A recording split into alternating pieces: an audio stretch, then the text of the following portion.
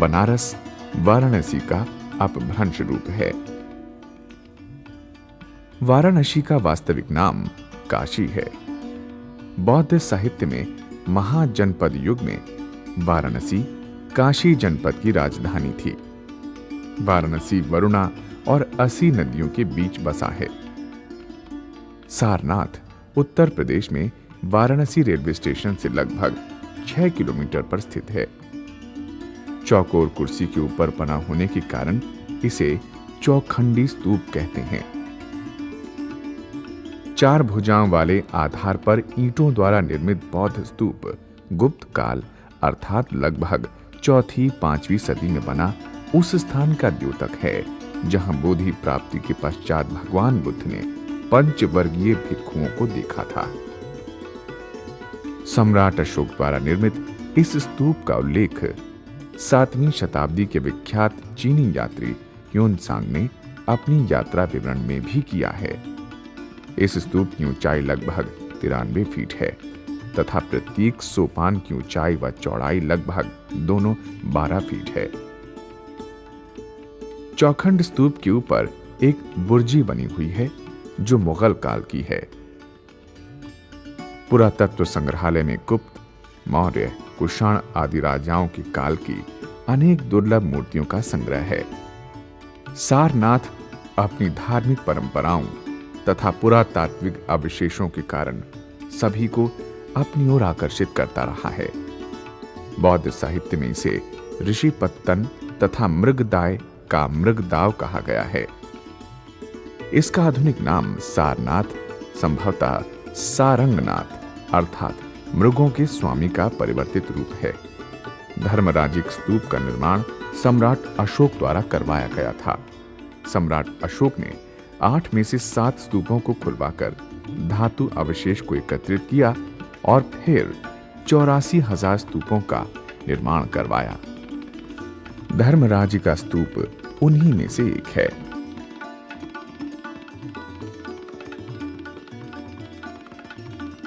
धम्मेक स्तूप का प्राचीन नाम धर्मचक्र स्तूप था। ये उस स्थान का द्योतक है जहां भगवान बुद्ध ने प्रथम धर्मोपदेश किया। इसी परम पावन स्थान से भगवान बुद्ध ने पंचवर्गीय भिक्षुओं को बहुजन हिताय बहुजन सुखाय और लोकानुकंपाय का आदेश भी दिया था। अलेक्जेंडर कनिंघम को इसके उत्खनन में एक अभिलेख पट भी प्राप्त हुआ था जिस पर 7वीं शताब्दी ईसा पूर्व के ब्राह्मी लिपि में ये धम्म हेतु प्रभावा हेतु लिखा था। इस स्तूप का वर्तमान स्वरूप गुप्त कालीन स्थापत्य का उत्कृष्ट उदाहरण है। सम्राट अशोक द्वारा निर्मित इस बेलनाकार ठोस स्तूप के आधार पर व्यास 28.5 मीटर तथा ऊंचाई लगभग 33 से 35 मीटर है। इस स्तूप की भूमिगत भाग सहित कुल ऊंचाई 42.06 मीटर है। यह स्तूप भूमि की सतह से 11.20 मीटर की ऊंचाई तक ये अलंकृत पत्थरों द्वारा आच्छादित है तथा शेष भाग ईंटों के बेलनाकार पुंज के रूप में है। अशोक स्तंभ मौर्य सम्राट अशोक द्वारा बनवाया गया था। ये चुनार के बलुए पत्थर से निर्मित है। इसके शिखर पर पीठ से पीठ सटाए 4 सिंहों वाला प्रसिद्ध शीर्षक सुशोभित था जो अब भारत सरकार का राज चिन्ह है। इस पर बना चक्र राष्ट्रीय ध्वज पर अंकित है। एकाश्मक वेदिका सन 1904-1905 में ऑटल महोदय को खुदाई से प्राप्त हुई थी। ये वेदिका चुनार के बलुए पत्थर से बनी है।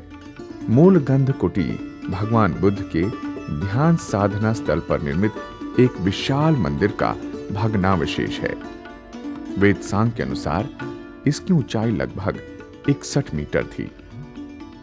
इसकी मोटी दीवार को देखकर इस पर बने भव्य मंदिर की कल्पना सहज ही की जा सकती है।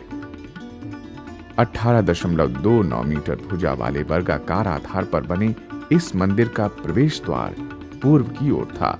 पंचायतन मंदिर अर्थात 5 आयतों वाला मंदिर। इस पंचायतन मंदिर के भग्नावशेष इसकी भव्यता की गाथा को स्वयं व्यक्त कर रहे हैं।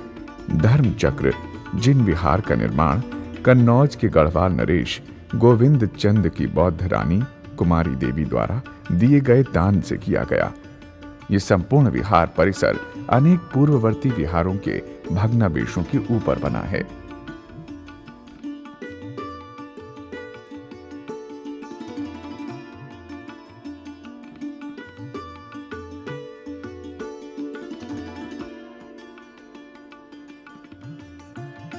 आधुनिक मूलगंध कुटी विहार का शिलान्यास अनागरिक धम्मपाल जी के प्रयासों से सन 1922 में उत्तर प्रदेश के गवर्नर माननीय H.E. बटलर के करकमलों से हुआ था।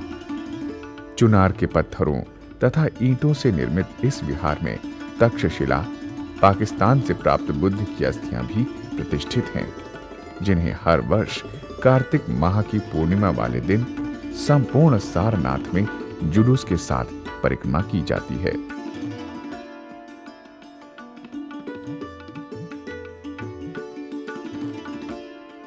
सारनाथ भगवान बुद्ध के जीवन काल के संबंधित 4 प्रमुख और पवित्र बौद्ध तीर्थ स्थलों में से एक है। यह स्थान बौद्ध धर्म के अनुयायियों के लिए एक अत्यंत पवित्र स्थान है, क्योंकि भगवान बुद्ध ने आषाढ़ पूर्णिमा के दिन पंचवर्गीय भिक्षुओं को अपना प्रथम धम्म प्रवचन दिया था। बाएं हाथ की मध्यमिका अर्थात बीच की उंगली का स्पर्श की मुद्रा मध्यम मार्ग के महत्व को स्पष्ट करती है। मध्यम मार्ग ज्ञान, शांति और निर्वाण के पथ पर अग्रसर करने की क्षमता रखता है। पंचवर्गीय भिक्षुओं को जो भगवान ने अपना सर्वप्रथम धर्मोपदेश दिया था, उसका नाम धम्म चक्र प्रवर्तन सूत्र है। गौतम बुद्ध 28वें बुद्ध हैं।